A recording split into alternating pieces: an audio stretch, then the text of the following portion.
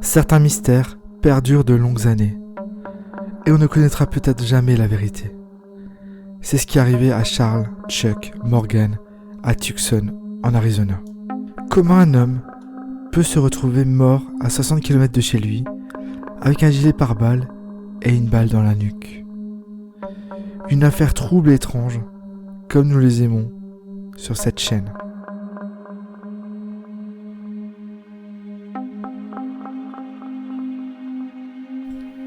Charles Chuck Morgan a 39 ans. Il est père de famille et il travaille dans une société qui fait des placements fiduciaires. Le placement fiduciaire en gros représente une somme d'argent versée sur un compte dédié en contrepartie d'une rémunération à taux fixe. Le 22 mars 1977, Charles quitte son domicile pour aller au travail. Il disparaît et ne réapparaît que 3 jours après. En pleine nuit, à 2h du matin, son épouse entend un bruit sourd à la porte arrière de sa maison. Elle entend son chien aboyer. Elle décide d'aller voir et voit Charles. Il lui manque une chaussure. Il a une paire de menottes à ses poignets et aussi une paire à une de ses chevilles. Il ne dit aucun mot à sa femme. Sa dernière lui demande s'il est capable de parler. Charles fait non de la tête. Elle lui demande alors s'il est capable d'écrire. Il acquiesça avec un signe de tête. Il écrit qu'il a été kidnappé et torturé, qu'on l'aurait drogué avec des produits hallucinogènes, et que ces produits pouvaient le rendre fou et même détruire son système nerveux. Ce produit l'empêchait de parler. Sa femme inquiète veut appeler le médecin et la police, mais Charles refusa, se justifiant, en écrivant que si elle fait ça, ça signera son arrêt de mort et celui de toute sa famille. La semaine suivante, Charles n'arrivait toujours pas à parler, mais il écrivait à sa femme sur un bout de papier. Il disait qu'il était agent du gouvernement et que son identité était donc secrète. Charles rajoute qu'ils ont pris son identification de la trésorerie et qu'il a travaillé 2-3 ans pour le gouvernement. Là, on peut se demander s'il n'était pas un agent qui combattait le crime organisé. L'Arizona étant un état où l'activité mafieuse et le blanchiment d'argent étaient très développés. Charles parlait très peu de son travail, mais un jour il dit à sa femme qu'un blanchiment d'argent était en cours et la rassura en disant qu'il n'y était pas impliqué. Il arrivait de nouveau à parler. Il rajouta « Toi et les filles, moins vous en savez, mieux vous irez ». Pas très rassurant pour la famille. Charles devient de plus en plus parano. Il portait régulièrement un gilet pare-balles et tenait à être le seul à conduire ses filles à l'école. Il demanda même à l'école que ce soit le seul autorisé à emmener et rechercher ses filles. Mais 2-3 mois après sa première disparition, il s'évapora à nouveau dans la nature. Ce jour-là, quelque chose parut bizarre à sa femme.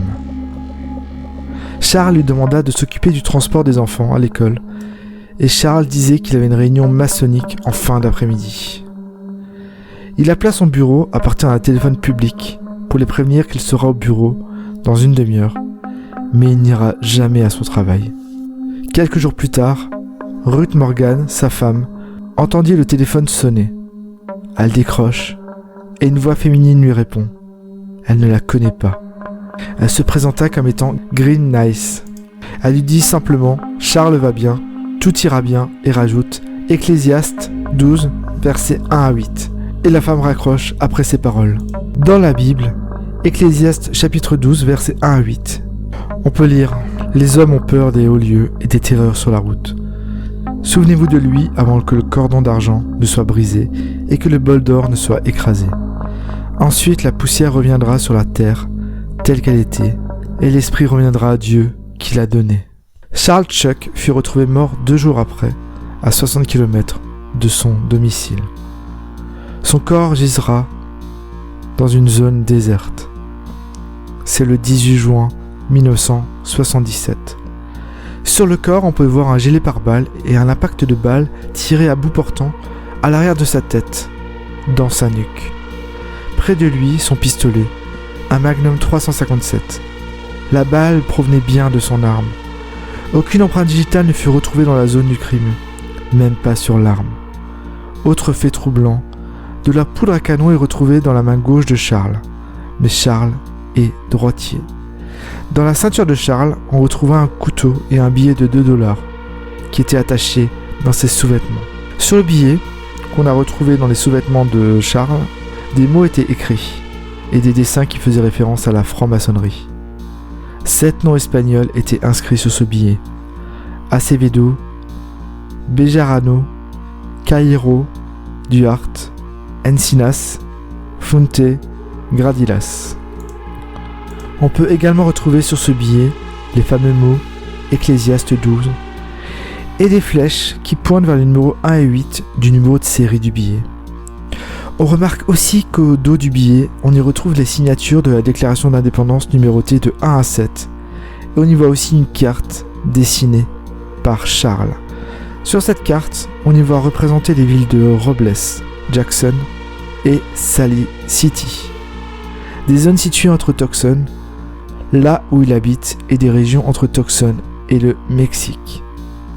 Ces régions sont tristement célèbres pour leur trafic de drogue. On fouilla également sa voiture.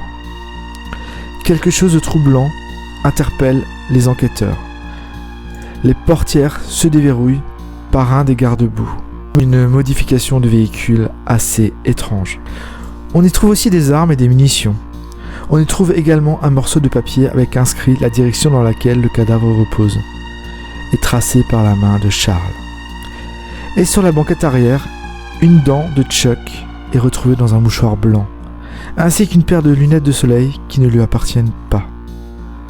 Les faits sont assez troublants et on aurait pu imaginer que les autorités ouvrent une enquête. Mais non. Les autorités valident la piste du suicide. Et de nombreuses personnes réfutent cette hypothèse. Un journaliste d'investigation se décide d'enquêter sur cette affaire. Son nom est Don Devereux. Pour lui, il ne peut s'agir que d'un meurtre. Un homme craignant pour sa vie irait-il se suicider dans le désert en pointant l'arme derrière la nuque tout en portant un gilet pare-balles?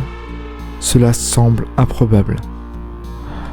2 jours après la découverte de Charles, une femme appela le shérif du comté où le corps a été retrouvé. C'est la même personne qui appela quelques jours plus tôt l'épouse de Charles. Au shérif, elle donna des renseignements sur Charles et dit l'avoir rencontré dans un motel peu de temps avant le drame. Il lui aurait montré des mallettes qui contenaient des milliers de dollars en espèces et que cet argent devait payer sa prime parce que sa tête était mise à prix par un tueur à gages. Cette information fut validée par les enquêteurs parce que la caméra de surveillance de l'hôtel confirme que Charles a bien séjourné dans cet hôtel. La voiture de Charles reposait à la fourrière de la police du comté et quelqu'un saccagea et fouilla sa voiture. Son bureau subit le même sort quelques semaines après. 3 semaines après le décès de Charles, sa femme reçut également la visite de 2 hommes qui se faisaient passer pour des agents du FBI. Ils en profitent pour fouiller la maison. Mais que cherchaient-ils? Et ces hommes-là, faisaient-ils vraiment partie du FBI? Le journaliste d'investigation tenta d'avoir des informations au FBI pour l'affaire en cours. Mais le FBI dit ne pas connaître Charles Chuck Morgan. Don Devereux, le journaliste, découvrit que Charles Morgan était impliqué dans des affaires de blanchiment d'argent au début des années 70. En effet, Charles Morgan conservait des traces de ses enregistrements et transactions pour se protéger au cas où il y aurait une enquête et balancer les autres intervenants pour négocier des allègements de peine. Certaines rumeurs font état que des agents de la CIA, des responsables du gouvernement vietnamien et des agents du ministère de la Défense seraient impliqués. Charles se serait-il fait assassiner à cause de la conservation des preuves? Le journaliste a aussi prouvé que Charles a travaillé pour au moins une famille mafieuse. Le fait d'avoir été drogué pour l'empêcher de parler était peut-être une menace pour qu'il comprenne bien qu'il doit garder le silence, ou aussi pour pouvoir le torturer sans qu'il puisse crier. Peu avant sa mort, on apprend aussi que Charles Morgan était un témoin pour une enquête au bureau du procureur général qui impliquait 2 banques et il était le témoin clé pour des activités illégales à la frontière de l'Arizona et du Mexique. L'enquête était en train de se monter contre une famille mafieuse. Une de ses filles déclara d'ailleurs que son père connaissait des secrets sur les politiciens de Tucson. Une théorie pourrait alors se dessiner. Dès que Charles a appris qu'un tueur à gages était mandaté pour le tuer, il aurait pu décider d'acheter le tueur. On pourrait donc imaginer que Charles et le tueur à gages auraient pu se rencontrer dans le désert, mais le tueur aurait pu en profiter pour tuer Charles et prendre l'argent. Le tueur à gages voulait honorer son contrat.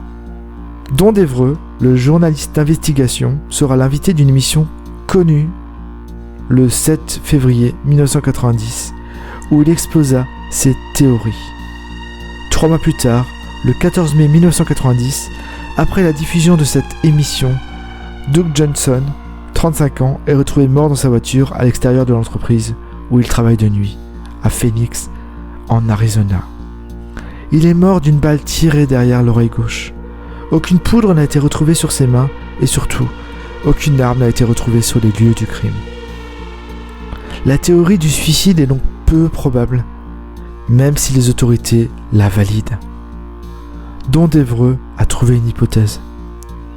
En effet, la résidence de Don se trouve en face de ce parking. Il conduit un break de la marque Toyota et Doug Johnson conduit la même voiture. Il pense donc que les tueurs en voulaient à lui et s'étaient trompés de cible. Un an après, Don d'Evreux a été contacté par Danny Canzolaro, un écrivain qui enquêtait sur l'affaire Inslo, qui est une société de technologie de l'information qui ont vendu un logiciel de gestion au gouvernement américain. Il y avait entre la société, le gouvernement et le ministère de la Justice une clause d'exclusivité. Mais des copies de ces logiciels auraient été vendues à d'autres pays. Le ministère a essayé de provoquer une faillite de la société de logiciels, mais cela a impliqué des responsables gouvernementaux et risquait d'interférer dans une campagne présidentielle. Cette affaire a été très médiatisée à l'époque. L'écrivain enquêtait de manière approfondie sur cette affaire. Il possédait des informations sur des transactions d'or illégales. Et quel nom retrouvons-nous dans ces transactions ? Celui de Charles Chuck Morgan. Dan voulut rencontrer le journaliste pour avoir ces informations, mais malheureusement, il n'eut pas cette chance. Danny Canzolaro est retrouvé mort dans une chambre d'hôtel en Virginie occidentale. On le retrouva dans une baignoire remplie de sang. Ses poignets ont été entaillés. Dans sa chambre, on trouva des lames de rasoir. On retrouve aussi une lettre d'adieu qui dit « À ceux que j'aime le plus, pardonnez-moi. La pire chose que j'aurais pu faire. Je suis surtout désolé pour mon fils. Je sais au fond de moi que Dieu me laissera entrer. » Les dossiers de l'écrivain et les papiers avaient disparu de sa chambre d'hôtel. On remarqua aussi qu'une note a été déchirée d'un de ses carnets. Il dit à son frère quelque temps avant que s'il lui arrivait quelque chose, il ne devrait pas le croire. L'écrivain recevait régulièrement des menaces de mort en appel téléphonique et des lettres de menaces également à son domicile. Sur le corps, on retrouva des ecchymoses et des ongles qui manquaient. Mais la police, encore une fois, met en avant l'hypothèse du suicide. 6 mois plus tard, Don d'Evreux apprendra par la CIA et un informateur qu'un contrat avait été placé sur sa tête.